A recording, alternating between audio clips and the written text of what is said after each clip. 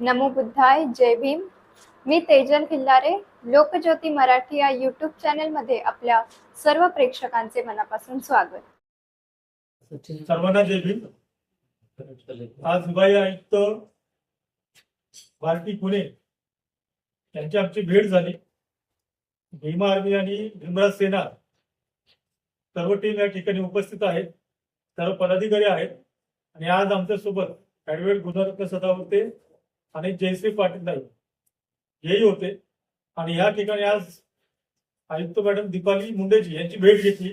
भेट घेण्याचं हेच कारण होतं की काही जाहिरात निघाली आणि आरतीची जाहिरात निघाली, भारतीची निघाली, सारथीची निघाली, महाज्योतीची निघाली आणि सरसकट सर्वांना 100 जागा त्यांनी दिल्या.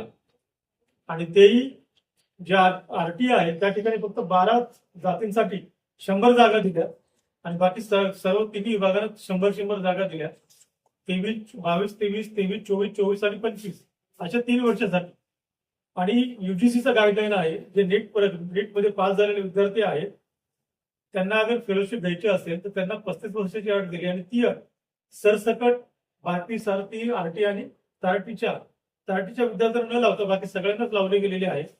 त्याच्यामुळे गैरसमज निर्माण झाला किंवा गोंधळ निर्माण झाला. अनेक विद्यार्थी आहेत ज्यांचे 35 वर्ष पूर्ण झालेत आणि आता त्यांना फेलोशिप मिळणार नाही असा गोंधळ निर्माण झाला. त्यावेळी राजू साठेजी होते, मी होतो, आमच्या चर्चा झाली. त्या विषयावरती आपण बोललो पाहिजे. पार्टीमध्ये जाऊन दीपाली मुंडे यांची भेट घेतली पाहिजे आणि थोडं कायद्याचाही अभ्यास असणं गरजेचं आहे. त्याच्यामुळे 2016 पासून जे आम्हाला नेहमी कायद्यामध्ये मार्गदर्शन करतात, ॲडव्होकेट गुणरत्न सदावर्ते सर आहेत किंवा जयश्री पाटील ताई आहेत, हे पुण्याचा दौरा त्यांचा निश्चित ठरला होता वेगळ्या कामासाठी.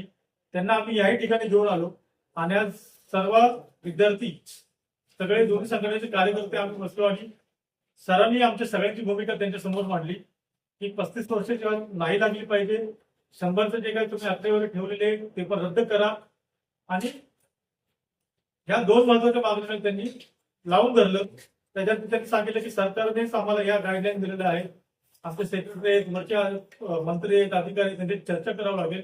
तर ठामपणे आम्ही सांगितलं की आम्हाला कोर्टात जावं लागेल. कारण एका साईडला आरटी, त्या ठिकाणी 12 कास्ट आहेत आणि अनुसूचित जाती जमाती त्या ठिकाणी 58 जाती आहेत. हा भेदभाव आहे किंवा अनेक मुद्दे त्याच्यातून चर्चेला गेले. त्याच्यामुळे हा विषय त्यांनी सांगितलं की मी आमच्या वरिष्ठांना मांडते आणि जे तुमचं निवेदन आहे मुख्यमंत्री साहेबांना देते, हर्षदीप कांबळेचे सचिव त्यांना देते, त्या समाज कल्याण खात्याचे जे मंत्री संजय सिरसाट जे आहेत त्यांच्याशी चर्चा करते आणि तुम्हाला 7 ते 8 दिवसामध्ये आम्ही रिप्लाय करतो. पण तो रिप्लाय आला नाही. भीमराज सेना आहे, भीम आर्मी आहे किंवा अनेक अशा संघटना आहेत. सगळ्या संघटना आम्ही एकत्र येऊन जसं उपवर्गीकरणाच्या विरोधामध्ये आम्ही एकत्र आलो तसं आम्ही सगळे एकत्र येऊन या भारतीय कार्यालयाच्या बाहेर आम्ही आंदोलन करू, मंत्रालयाच्या बाहेर आम्ही आंदोलन करू. आणि जसं कोर्टामध्ये जाऊ, तुम्ही अगर निर्णय लवकर रद्द केला नाही तर कोर्टाने जाण्याची आम्ही त्यांना सूचना केलेली आहे. त्याच्यामुळे माझ्यासोबत राजू साठेजी पण आहेत, भीमराज सेनेचे ते राष्ट्रीय अध्यक्ष आहेत, तेही आपल्यासोबत 2 शब्द मांडतील. अशोक कांबळे साहेबांनी आपल्याला सांगितलंच आहे मुख्य काय विषय झाले. आम्ही अशोक कांबळेंची भीम आर्मी आणि भीमराज सेना या 2 संघटनेने मिळून ज्यावेळेस आम्ही पाहिलं की समाजामध्ये गैरसमज निर्माण झालेला आहे की पार्टी मध्ये ज्या काही सवलती आहेत त्या आरटीच्या लोकांना देखील दिल्या जातात. एकतर यांची आरटी जी बनवली ही मातंग समाजासाठी बनवली होती, परंतु जर त्यांची स्वतंत्र त्याच्यासाठी आरटी बनवली तर पार्टीमधून त्यांना काही कुठल्याही योजनेचा लाभ भेटला नाही पाहिजे, ही एक मागणी घेऊन आपण यांच्याकडे आलो होतो. त्याचप्रमाणे 100 फेलोशिपचे जे स्टुडंट निवडलेले आहेत त्याच्यामध्ये देखील आमच्यावर अन्याय होत आहे. कारण ज्यांची संख्या मुळात 2% आहे त्यांना देखील समान वाटा दिला जातोय. त्यामुळे आम्ही याच्यावर देखील आमचे प्रश्न मांडले. आमच्यासोबत आदरणीय कायदेतज्ञ वकील गुणरत्न सदावर्ते जे होते त्यांनी आपल्या शैलीमध्ये येथील आमच्या ज्या दीपाली मुंडे मॅडम आहे त्यांच्याशी चर्चा केली आणि दीपाली मॅडमने आम्हाला शब्द दिलेला आहे की पार्टीमधून कुठल्याही मातंग समाजाच्या इतर जातींना त्या सवलती भेटणार नाहीये. त्यामुळे तो मुद्दा क्लिअर झालेला आहे. परंतु ज्या 100 जागा दिलेल्या आहेत त्याच्या विरोधामध्ये आम्ही त्यांना अल्टिमेटम दिलेला आहे की त्यांनी सांगितलं आमच्या वरिष्ठ मंत्र्यांशी किंवा अधिकाऱ्यांशी चर्चा करून त्यावर निर्णय घेतला जाईल. आम्ही भीमराज सेना आणि भीम आर्मी या प्रश्नाचा शेवटपर्यंत पाठपुरावा करत आहोत.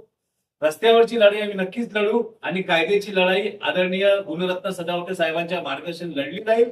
आणि आपल्या सर्वांच्या ज्या समस्या, ज्या विद्यार्थ्यांच्या समस्या आहेत त्या सोडवण्यासाठी आमच्या संघटना आणि इतर कुठल्याही संघटनेला जर वाटत असेल की या प्रश्नावरती आपण एकत्र आलो पाहिजे, सगळ्यांचंही वेलकम आहे. आपण सगळ्यांनी मिळून या अन्यायाविरुद्ध आवाज उठवला पाहिजे. सगळ्यांना सप्रेम जय भीम, नमो बुद्धाय. आमचे असेच नवनवीन व्हिडिओ पाहण्यासाठी आमच्या YouTube चॅनलला सबस्क्राईब, लाईक व शेअर करायला विसरू नका. धन्यवाद.